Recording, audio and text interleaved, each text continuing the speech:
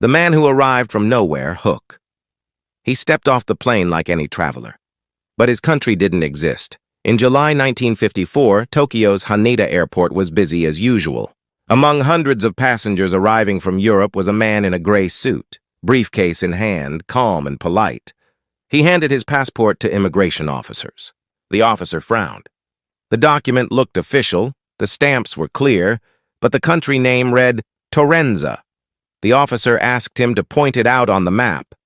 The man confidently placed his finger between France and Spain, where Andorra sits today. But no country named Torenza had ever existed. Confused, the officials questioned him further. His story was consistent. He was a businessman coming to Japan for a meeting. He had been to Japan before 3 times, and even showed visa stamps from previous visits.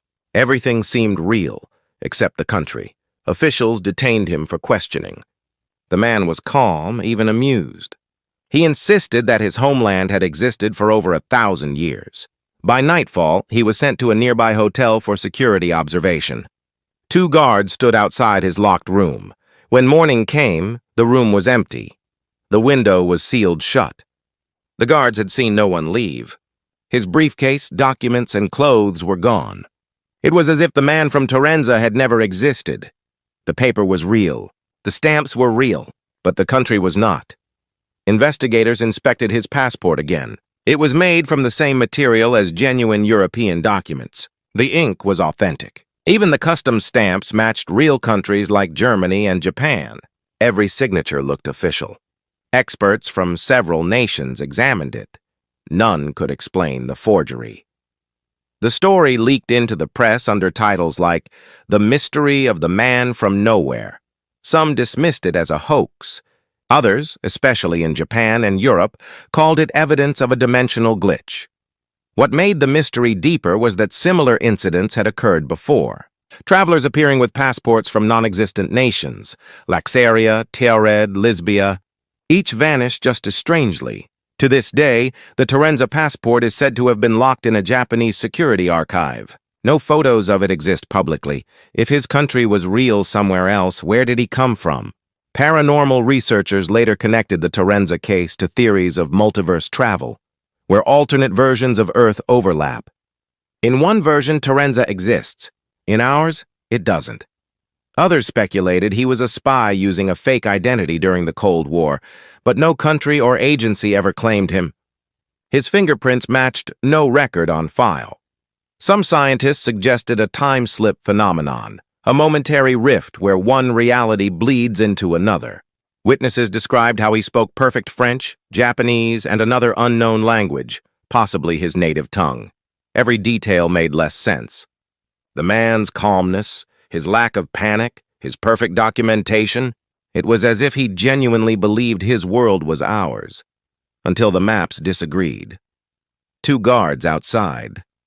No window. Locked door. Gone.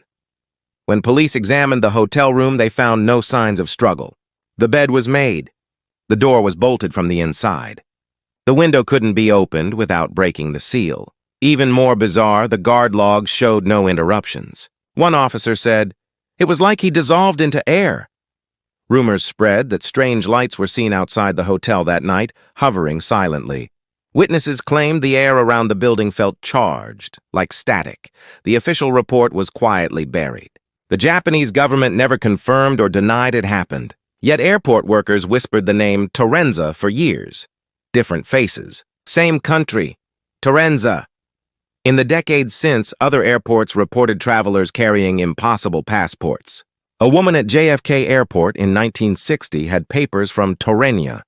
A man in Sao Paulo, 1978, said he was from Laxaria, with documents written in a language unknown to linguists. Each story ended the same way: detained, questioned, vanished. Some say Torenza exists in a parallel world where maps, nations, and borders differ only slightly from ours. And sometimes, for reasons no one understands, the 2 worlds touch.